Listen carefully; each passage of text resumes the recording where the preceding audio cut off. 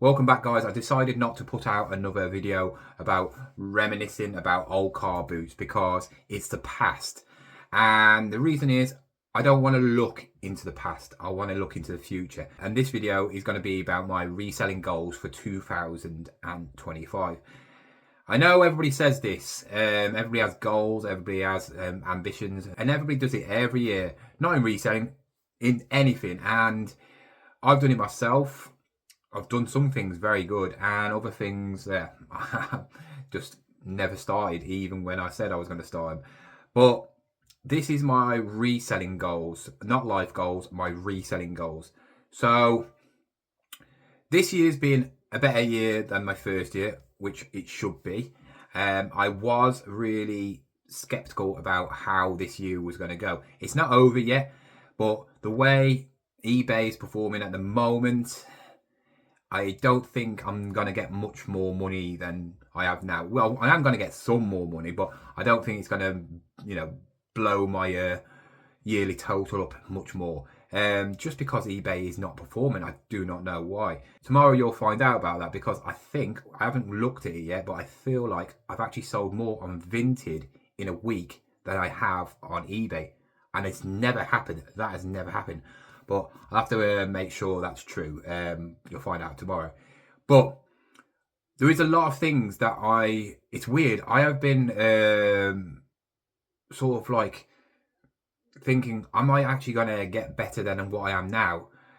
I do read people's comments. I take them all with a pinch of salt. The nice comments I always appreciate because they're nice, and that's what it is. I'm a YouTuber. I'm a reseller. I'm not doing this because I can't make no money in reselling, because some people think that. I don't do this because I need the money. It's an extra bit of pocket money. But when it comes down to my reselling journey, my career, I've been really considering how I'm going to improve. There is obviously loads of ways to improve, right? People have said get a unit. That's not going to improve my business. What I'm trying to succeed in is making my business successful enough where I am very comfortable. And at the moment, I'm comfortable, but I still got to watch my money. But obviously, my goals for next year are going to be more based on selling more items at a higher price. Basically, that is my main goal. At the moment, it's around about £25. If I can hit around about the 35 quid next year, I'll be happy. The next thing I'm going to do next year is not be scared of just wiping clean some seller. So basically what I mean by that is I have a lot of sellers or house clearance people, and they have a lot of electricals. And time again, I walk past a lot of them. I will buy some, but they have a lot more, and I just tend to go, no, because I've got 100 quid on me, right? They want 10 quid each Hoover or something, and they've got 10 Hoovers. That means I've got no money left for anything else. But then I'm thinking, why not just buy them all? Because somebody who's inspired me the last few weeks is Flipping Sloth, and I watched one of his sold videos, and it's just easy, like house equipment. And when I watched his video, I was thinking, I used to do that. I used to pick up walkers. I used to pick up Hoovers all the time, and I always made good money. But then I just suddenly stopped doing it. I pick up the odd one here and there when there's ones just in front of me. I think I went to a car boot about 2 or 3 weeks ago before I stopped, for this December, and there was about 7 G-Tech Hoovers, and I didn't want to buy any of them just because they didn't switch on, because they didn't have no chargers with them. And I was thinking, why didn't I pick them all up? You're looking around 50 plus per G-Tech, and I would have made an absolute fortune.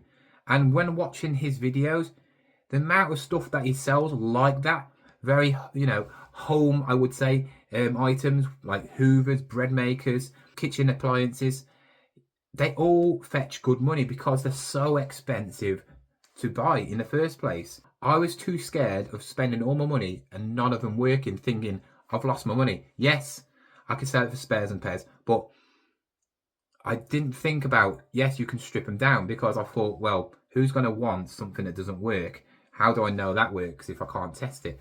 And you can just strip them down, can't you?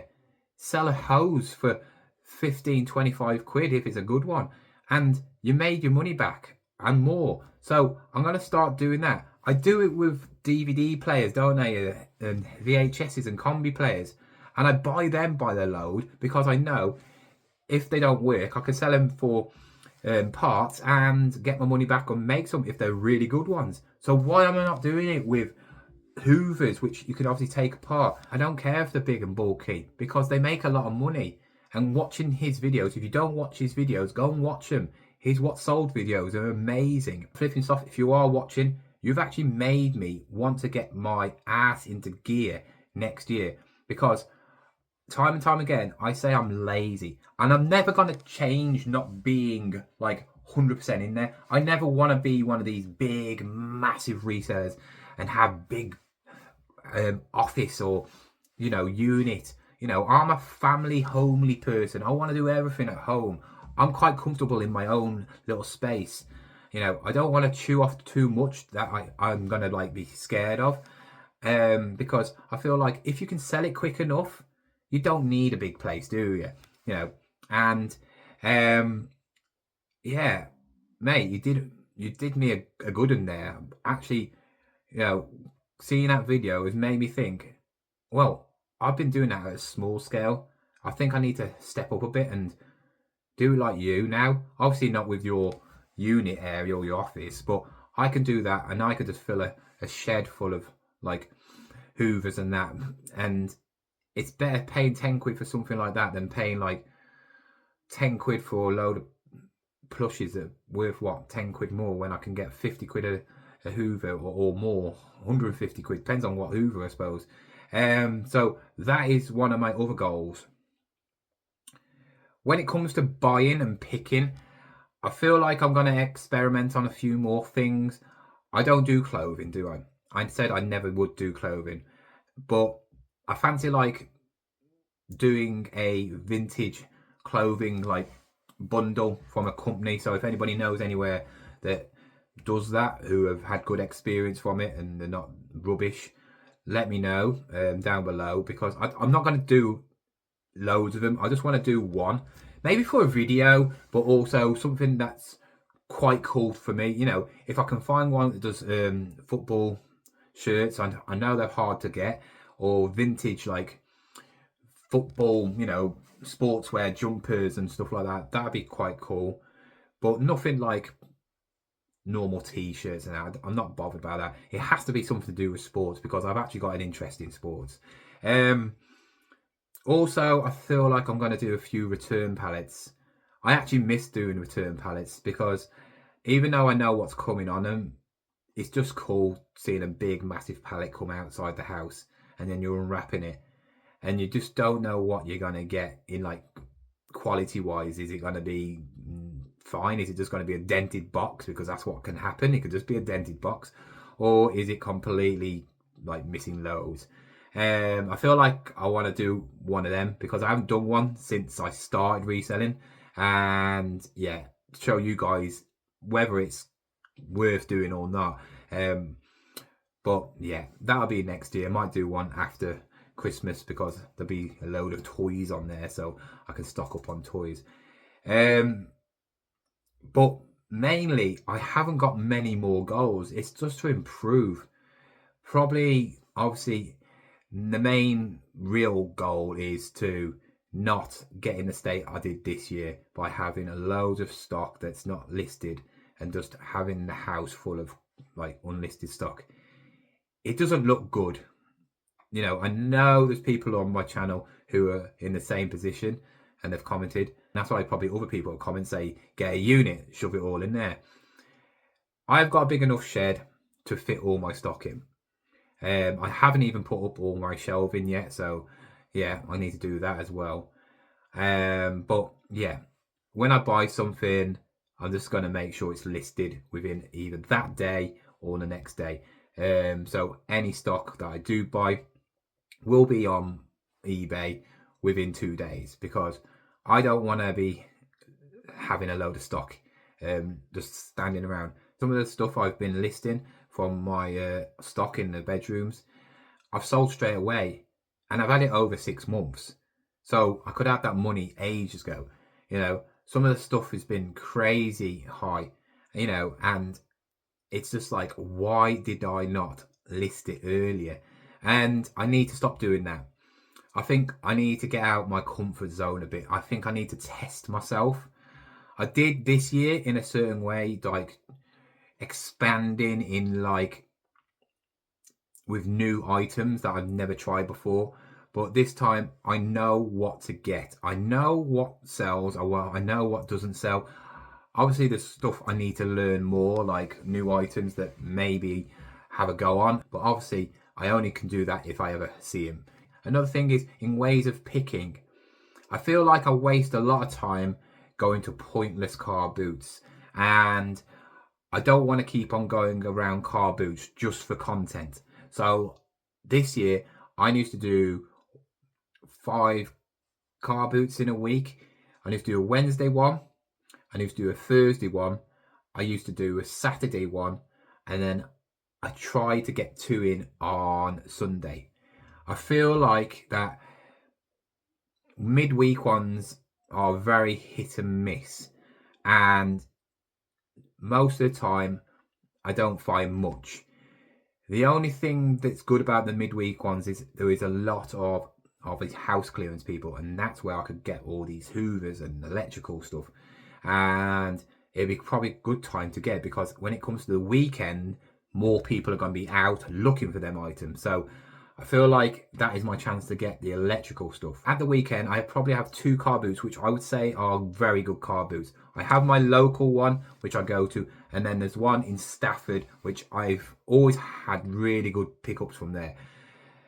I am going to be traveling afield. I've already spoke to Jammy Dodger, and he said come down to where he is.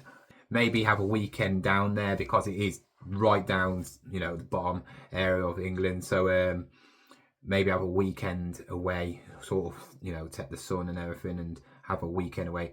Get my mom obviously to come with me so she can look after him while wearing car boots, something like that. And yeah, just try the odd different car boot down south. Maybe try one up north, which I've been to this year, like Torques in that. And just have a few different outings, not all the time, maybe once a month, just go somewhere completely different, and just see what they're like, compare them to actual my areas, so if anybody's thinking about going to these areas, then to come to me, because I've probably been there. But in general, when it comes to next year, it's just to improve again. It'd be my 3rd year in reselling, and I just don't want to be worried when I don't know when I'm not selling much, because my items are not selling for much. I have had some massive hitters, and I'm going to be doing a video about that soon, before the end of the year. My biggest sales, top 10 biggest sales, something. I have had some massive sales, but I don't want to just be scraping the barrel, when you have a couple of bad days. I don't want to be like, uh-oh, I'm getting worried now. I don't want to be like that, because if it does happen, I know I've made like a few £100 the previous like 3 or 4 days, because I've sold quite a lot of items, or sold quite high priced items. So I don't need to worry about the odd bad day here and there. So that's probably one of my main reasons why I want to try it, expanding like with all this tech, because you can make money out of it, and people just seem to want to buy it all the time. But they're my goals. Hopefully I stick to them, because in the end of the day, we're all here to make money, and the more money we make, I'm not saying it's going to make us happier, but it makes life easier, doesn't it? But anyway, I'll see you tomorrow with the what sold video, and show you how I think Vinted have outperformed eBay this week.